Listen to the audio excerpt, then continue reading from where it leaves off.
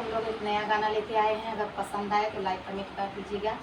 आज गुरुवार है तो आप कुछ और मत सोचिएगा, इसके लिए हम लोग पीला पीला पहने हैं कि आज गुरुवार है, बृहस्पतिवार है, तो उस दिन पीला पहना जाता है। और कोई हम लोग वीडियो बनाने के लिए सेम सेम नहीं पहने हैं। अब नाही देवर